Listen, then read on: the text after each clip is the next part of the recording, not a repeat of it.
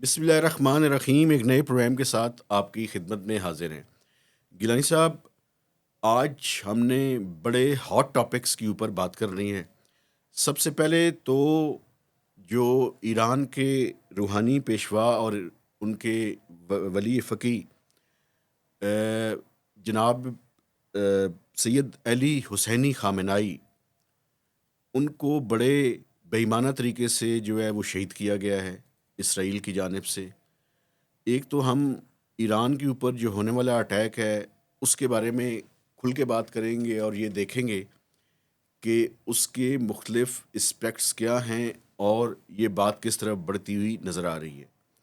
دوسرا، اسی سے ریلیٹڈ جو اسٹریٹ آف ہرموز ہے اس کو ایران نے بلاک کرنے کا اعلان کر دیا ہے۔ اس کے نتیجے میں ابھی لاسٹ ویک آپ نے دیکھا کہ پاکستان میں تیل کی قیمتیں بڑھیں، لیکن ابھی جو پرائسز کا ٹرینڈ ہے وہ یہ بتا رہا ہے کہ آئندہ آنے والے چند ہفتوں کے دوران اگر یہ کرائسس لنگر آن کرتا ہے تو یہ $100 پر بیرل کو ٹچ کر جائیں گی۔ یہ پاکستان کی معیشت کے لیے بڑی خطرے کی گھنٹی ہے۔ تیسرا جو امپورٹنٹ ٹاپک ہے وہ یہ ہے کہ آئی ایم ایف کی ٹیم جو سیکیورٹی کی سچویشن ریجن کے اندر اور پھر پاکستان کے اندر ڈیولپ ہوئی، جس میں آپ نے دیکھا کہ کراچی کے اندر جو امریکن ڈیلٹا فورس کے لوگ ہیں انہوں نے مظاہرین کے اوپر فائرنگ کی اور اس کے نتیجے میں 15 سے زائد افراد جو ہے وہ وہاں پہ شہید ہوئے۔ پھر گلگت بلتستان میں جو ہوا، لاہور میں، اسلام آباد میں، تو اس کے بعد ان کی جو سیکیورٹی کلیئرنس نہیں تھی تو وہ وہاں کل پاکستان سے واپس چلے گئے ہیں، اب ٹرکی کے اندر ہیں اور وہاں سے وہ ورچوئل ٹاکس جو ہے وہ جاری رکھیں گے۔ تو یہ تینوں ٹاپکس ہیں۔ میں سب سے پہلے جو ایران کی موجودہ صورتحال ہے اس کے بارے میں آپ کی رائے جو ہے وہ جاننا چاہتا ہوں، پھر میں اپنی رائے کا بھی اظہار کروں گا اگر آپ نے مجھے موقع دیا تو۔ چلیے بہت شکریہ۔ میں آگے ٹاپک آئے گا تو میں کچھ بول نہ جاؤں، کریکشن کر دوں۔ ایک تو سب سے پہلے ناظرین، ہم آپ سے دلی طور پہ معذرت خواہ ہیں کہ جو لاسٹ پروگرام ہم نے کیا اس میں ایک وہ ڈیپ فیک سٹیٹمنٹ جو بنا کے چلی گئی تھی اسرائیل میں نریندرا مودی کی افغانستان کی اسسٹنس کے حوالے سے، تو وہ بھی ہم یہ وہ وداؤٹ نتن اینی، یاہو کی تھی۔ ہاں نیتن یاہو، ہم وداؤٹ کنفرمیشن کہ یہ ڈیپ فیک ہے ہم تھوڑا سا نہیں، اس میں معذرت ہے اس پہ جی، بالکل۔ کہہ گئے، لیکن اس کو ہم نے پروگرام میں بھی ایڈٹ کر دیا ہے، اس کے لیے دلی طور پہ معذرت خواہ ہیں۔ یہ ایک چیلنج بھی ہے مہتاب صاحب ویسے کہ ڈیپ فیک اب اتنا اسٹرانگ ہو گیا ہے کہ بہت ڈیفیکلٹ ہو جاتا ہے سم ٹائمس کہ لیکن ہمیں اس کو بہرحال کرنا، اس پہ لیکن معذرت کوئکلی، کرنی ہاں جی چاہیے جی۔ کوئکلی پروگرام معافی چاہتے ہیں اپنی غلطی کی، اور ہمیں ایسا بالکل نہیں کرنا چاہیے تھا۔ بہت سارے ویورز نے بھی آپ کو پتہ ہے اپنے کامنٹس میں پوائنٹ آؤٹ کیا ہے اس پہ، نہیں، تو ہم بالکل بغیر انکنڈیشنل اپالوجی جی۔ انکنڈیشنل اپالوجی، آئندہ مزید احتیاط کریں گے اس حوالے سے اور تسلی کے ساتھ بات کریں گے۔ دوسری جو آپ نے بات کی جو ڈیتھس کے حوالے سے پاکستان میں، دیکھیں یہ جو مذہبی جماعتیں ہیں اور کچھ پولیٹیکل آرگنائزیشنز ہیں وہ یہ کلیم کر رہی ہیں، آفیشیل فگر جو کراچی کے حوالے سے ابھی 11 ہے۔ خیر ابھی آ جاتے ہیں ہم ایران کے حوالے سے ٹوٹل بات کرنے پہ، 35 ہے۔ چلیں اس پہ ہم آئیں گے جب اس موضوع پہ بات کریں گے۔ آپ کاؤنٹر اگر کرنا چاہتے ہیں تو وہ الگ بات ہے۔ یہ حملہ دیکھیں پہلے ہی بڑی عرصے سے فورکاسٹ کیا جا رہا تھا، اس وقت بھی جب وہ ایران کی جو نیوکلیر پاور کو تباہ کرنے کے لیے ان کے بمبار جہاز امریکہ سے آئے تھے 8 مہینے پہلے، تو تھا شاید کہ بہت زیادہ حد تک روک لیا گیا ہے معاملے کو، لیکن اس وقت بھی ایک رجیم چینج کی بات کی جا رہی تھی۔ پھر دوبارہ سے ایران کو انگیج کیا جاتا ہے مہتاب صاحب ٹاکس میں، اور امان اس میں فیسیلیٹیٹ بھی کرتا ہے، جنیوا میں ٹاکس ہو بھی رہی ہوتی ہیں، اسی دوران ہی اس کو ناکام ڈکلیئر کر کے یہ خدشہ ظاہر کر کے کہ نہیں جو ایران ہے وہ نیوکلیئر پاور بننے کے قریب ہے کچھ ہی ہفتوں میں، ایک منٹ مجھے چند رکنے ہی کی دنوں میں۔ اجازت دیں گے؟ دیکھیں مسئلہ یہ ہے کہ یونائٹڈ اسٹیٹس آف امریکہ اور ڈونلڈ ٹرمپ اور نتن یاہو، انہوں نے یہ جو ٹاکس تھیں یہ ایک ٹیکٹس کے طور پہ اس کو استعمال کیا، ڈسیو کرنے کے جس لیے، طرح پہلے کیا انہوں نے۔ دھوکہ دینے کے لیے۔ اور اس وقت جب عمان کے وزیر خارجہ اور جو ان کی طرف سے انیبلر اور نیگوشیٹر تھے وہ کہہ رہے تھے کہ ٹاکس کنکلوژن کی طرف جا رہی ہیں، انہوں نے دھوکہ دے کر اٹیک کیا۔ تو امریکہ اور اسرائیل ایک دھوکے باز ملک کے طور پہ سمجھے اور جانے جاتے ہیں۔ دیکھیں امریکہ تو اس وقت یہی سب کچھ کر رہا ہے نا جو اسرائیل چاہ رہا ہے، اور وہ جو ہم نے پہلے بھی اپنے پروگرام سے بات کی ہے کہ گریٹر اسرائیل یا اسرائیل کو اسٹرینتھن کرنا یا اس کی سیکیورٹی کے متعلق ہر قسم کے خدشے کو دور کرنا. اس میں ہم نے پہلے بات کی سیریا کو کس طریقے سے آپ نے دیکھا رجیم چینج ہوا، حزب اللہ کا حماس کے خاتمے کے بعد ان کی ساری لوگوں کو ختم کرنے کے بعد اب اس جو اٹیک تھا جو بالکل انکالڈ فار تھا اور مذاکرات کے دوران تھا، اس کے ساتھ ساتھ انہوں نے حزب اللہ پہ بھی اٹیک شروع کر دیا. تو یہ کوئی ایران سے اس طرح سے، اب تو پینٹاگون میں بھی کچھ بریفنگز آئی ہیں، کہا جا رہا ہے کہ خطرہ نہیں تھا حملے کا، اور یہ ہم نے پہل کر کے کوئی زیادہ اچھا کام نہیں کیا. زیادہ جو کنڈیمنیبل بات ہے اور افسوسناک بات ہے، دیکھیں یہ تو رجیم اور اسرائیل مل کے چاہ رہے تھے، ٹرمپ رجیم اور اسرائیل، کے ہم ایران کو میکسیمم جھکائیں اور ختم کریں ان کی نیوکلیر پاور کو، اور ان کے حوالے سے غزہ کے حوالے سے اور فلسطین کے حوالے سے خطرہ ہے اس کو ختم کریں.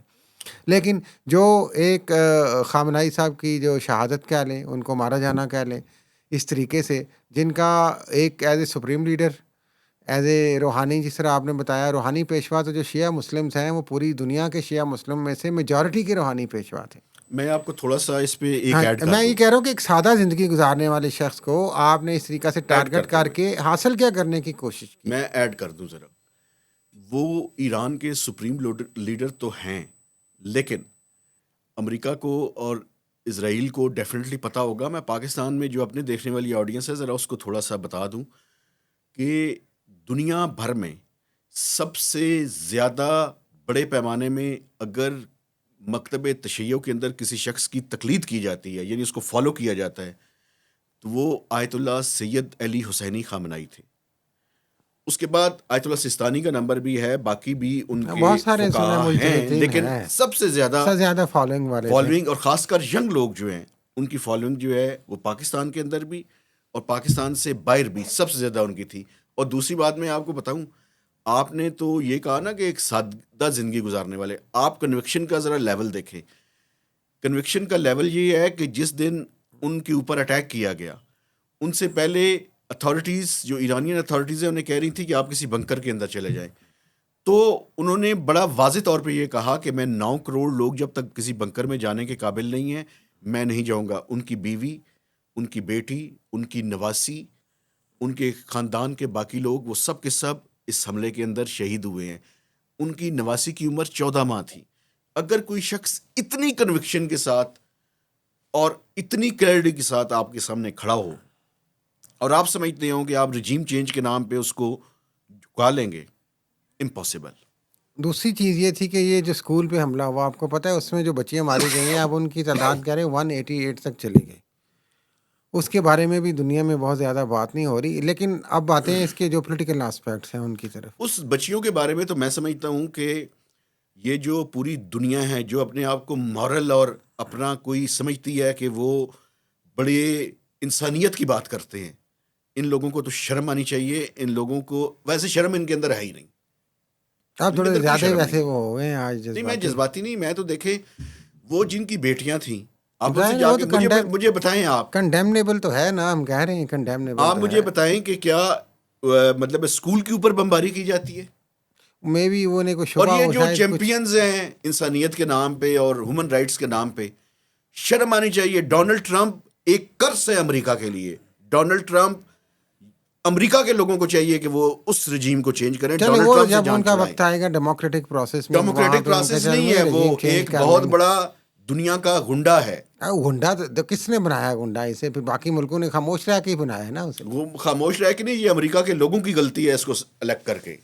بہرحال وہ تو اپنی غلطی کی تصحیح کس طرح کرتے ہیں. ہمیں پولیٹیکل آسپیکٹ پہ بات کرنی تھی تھوڑی سی، کہ مقصد یہ ہے جو لگ رہا ہے مہتاب صاحب کہ یہ جو صورتحال غزہ کے بعد کی گئی باقی ملکوں کی، لبنان اور ادھر ادھر سارا سیریا، معافی چاہتا ہوں، ایران سب سے بڑا. پہلے بھی میں نے اپنے پروگرام میں عرض کیا تھا کہ ابھی بھی خطرہ، اسرائیل ریلائی نہیں کر رہا ایران کی کسی ایشورنس پہ. وہ ایران کو اپنے لیے ہر صورت میں خطرہ سمجھتے ہیں.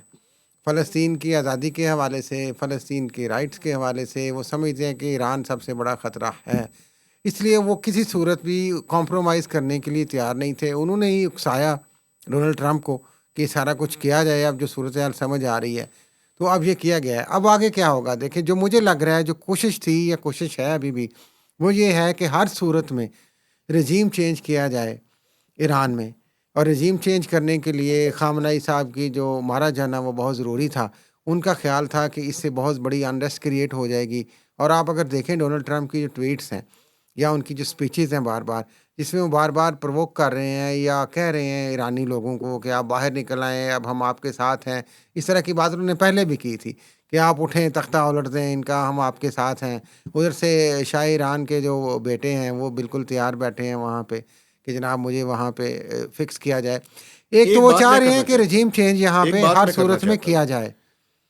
رضا شاہ پہلوی کا جو بیٹا ہے، اگر اس کے اندر جڑ رہتا ہے تو وہ ایران کی سرزمین کے اوپر قدم رکھ کے بتائے. اچھا چلیں پہلی وہ بات تو سن لینا، ایک منٹ سن لیں، بات سن لیں. ہم تو حالات ڈسکس قدم کر رہے ہیں. قدم رکھ کے، ایک قدم اگر وہ رکھ لے تو میں سمجھوں گا کہ رجیم چینج ہو گیا. وہ وہ سن انسٹال لینا، تو ہو ہی جاتے ہیں نا یار، سن سیریا لینا، میں بھی انسٹال ہو گئے تھے نا سن یار. لینا، سن لیں. ابھی دیکھیں نا، سامنے چیزیں آ جائیں گی نا. آپ نے یہ سمجھا کہ شخصیت کو کسی کو ختم کر کے آپ رجیم کو چینج کر سکتے ہیں. شخصیت کو ختم کر کے رجیم چینج نہیں کیا جا سکتا. اس کی بنیادی وجہ یہ آپ دیکھ لیں. آپ دیکھیں کہ وہ لوگ جو حکومت کے خلاف بھی تھے، وہاں پہ لوگ مہنگائی کی وجہ سے، سینکشنز کی وجہ سے تنگ تھے. میں سینکشنز مانتا بھی، ہوں یہ اور بات، یہ بھی بات لیکن مانے نا کہ ایک ایکسٹریمسٹ اپروچ بھی ہے نا رجیم کی. آپریشن ہے کوئی وہاں آپریشن پہ، نہیں ہے، لبرٹی کے حوالے سے ہے، کوئی ہیومن آپریشن رائٹس نہیں کے ہے، حوالے سے ہے. کوئی یہ آپریشن بات آپ نہیں ہے. مانیں. میری بات بھی سن لینا. اگر ان کی یہ ساری باتیں ٹھیک ہیں، جو کہ امریکہ نے بلینز آف ڈالرز لگائے ہیں اپنے پروپیگنڈسٹ اور لابیسٹس کے اوپر، اگر اتنا ہی برا رجیم ہے تو لوگ کھڑے کیوں نہیں ہو جاتے؟ کوئی لوگ نہیں کھڑے ہوئے. میری بات سنیں، آپ سمجھے بات کو. بلکہ آیت اللہ خامنئی کی شہادت نے ان لوگوں کو دوبارہ سے یونائٹ کر دیا ہے. اور میں آپ کو بتاؤں، رجیم چینج کو بھول جائیں. ہاں، ایک صورت میں رجیم چینج ہو سکتی ہے، آپ سارے ایرانیوں کو اس صفحہ ہستی سے بٹھا دیں. نہیں کر خیر، لیں آپ بہت کوشش، زیادہ جذباتی ہو رہے کوشش کر لیں، ہیں. کوشش کریں.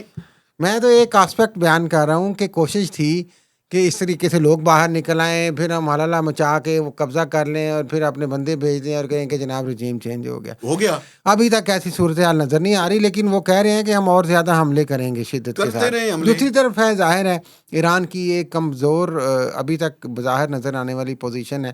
وہ دنیا ان کے ساتھ اس طرح سے نہیں ہے، بہت زیادہ اسلحہ ان کے پاس نہیں ہے، جدید اسلحہ ان کے پاس نہیں ہے. تو کس حد تک لڑیں گے یہ ظاہر ہے وہ امریکہ اور اسرائیل مل کے یہ دیکھیں گے. اس آپ میں کو جو میں ایک بات کوشچن ہے بتاؤں، سب سے بڑا، ایک بات میں بھی آپ کو بتا دوں. ایران ایک لمبی جنگ کے لیے تیار ہے. جب مجھے لگتا ہے آپ سے کوئی دیکھ لیں، خاص خبریں لے آئے آپ. دیکھ لیں، آپ بھی دیکھ مجھے نہیں لیجئے لگ گا. رہا، مجھے چانسز کوئی خدشہ ہے کہیں نہ کہیں بہت بڑی گڑبڑ کی کوشش کی جائے گی ایک دفعہ ضرور. کوشش تو وہ ڈیفینیٹلی کریں گے، اس میں تو کوئی شک ہی نہیں ہے.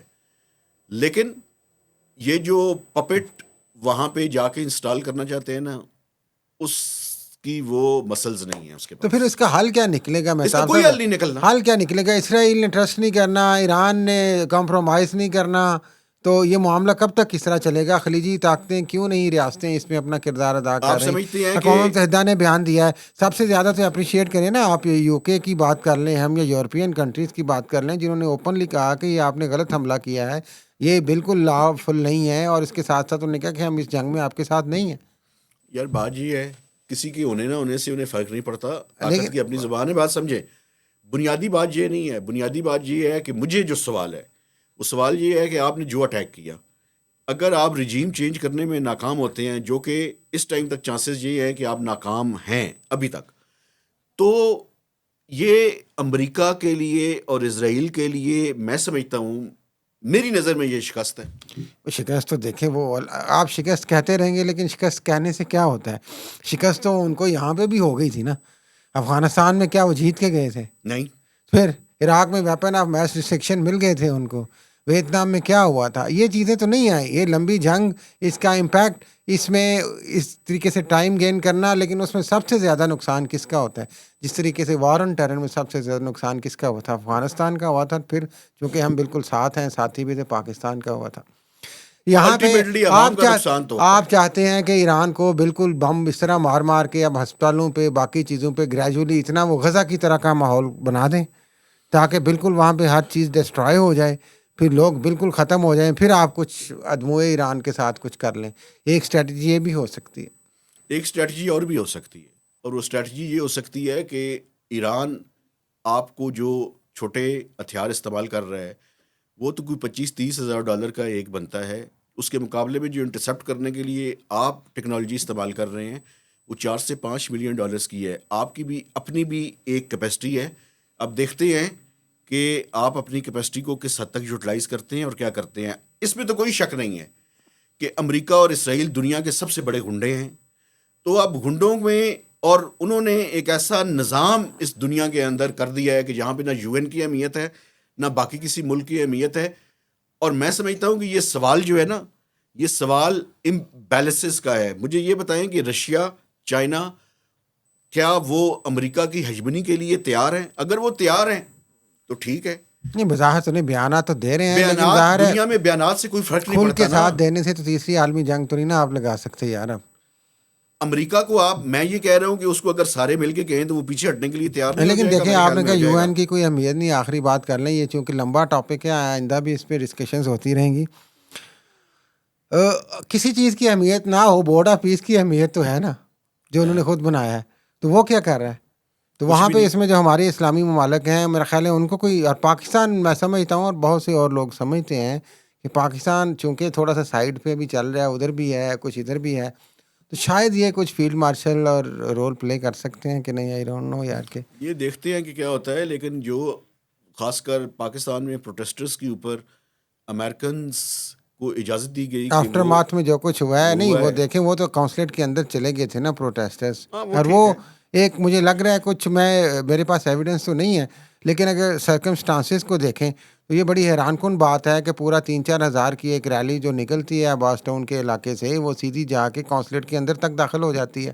تو پولیس کہاں تھی سارے اس دوران؟ نہیں اس کو ٹیئر گیس اور باقی چیزوں سے منتشر کیا جا سکتا تھا. یہ کیا طریقہ ہے کہ آپ سیدھی گولیاں ماریں؟ وہ یہ بہرحال کیا یہ تو طریقہ آپ تھا کہ آپ اسلام آباد میں سیدھی گولیاں ماریں؟ یو ایس یہ کیا آفیشل سے طریقہ تھا کہ کنفرم کیا ہے سکردو اور کم گلگت از میں کم آپ گولیاں 24 سے ماریں. 25 تو لوگ جو ہیں اس میں جان سے گئے ہیں 35 احتجاجات میں. چلے 35 تو ان آفیشیل ہے نا، آفیشیلی 24 تو کہے جا رہے ہیں. آفیشیلی اس ملک میں یہ سچ بولتے ہیں؟ یہ تو کون ہمیں سچ بولتا ہے بٹ یار؟ ہمیں تو آفیشیل فگر کی ہی بات کرنی ہے نا. اس اس طرح تو ایک حکومت بندہ آپ 100 اس کہہ حکومت دیتے تو میں 100 مان لیں گے آپ. نہیں آپ اس حکومت میں ایک اس حکومت کی باتوں پہ یقین کرتے ہیں. ایک جرنلسٹک پیرامیٹر بھی تو ہوتے ہیں نا، ان کو لے کے چلا کرے نا. آپ جرنلسٹک جذباتی نا، پیرامیٹر ہیں لیکن سب نے لوگوں کو مار کے آپ کہیں کہ جرنلسٹک پیرامیٹر یہ سے تو آنکھیں دیکھیں بند یہ کر لیں. رواج جو پڑ گیا ہے، اس میں ہم ایک چیز کو ایز اے جرنلسٹ کنڈیم بھی کرتے ہیں. یہ ایک چیز تو یہ ہے کہ اسٹریٹ اس طرح سے کر دینا. دوسری چیز یہ ہے کہ اس کے بعد حقائق کو چھپانا.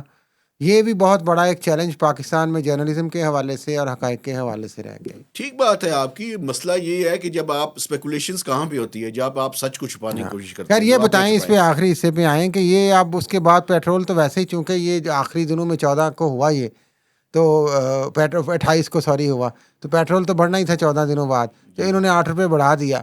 اب خدشات کیا ہیں مہتاب صاحب؟ اب خدشات یہ ہے کہ سر یہ جو اسٹریٹ آف ہرمز ہے اس کی بلاکٹ کی وجہ سے جو آئل کی پرائسز ہیں اور RLNG دونوں کی پرائسز ہیں، چونکہ 20% سے زیادہ جو ہے وہ اسٹریٹ آف ہرمز سے جو ہے نا وہ وہ پاس تو ہوتا قطر ہے. نے تو پروڈیوس کرنا ہی ابھی بند کر دی ہے نا جی. وہ آپ کو پتہ ہے ٹیکس بھی ہو رہے ہیں وہاں پہ.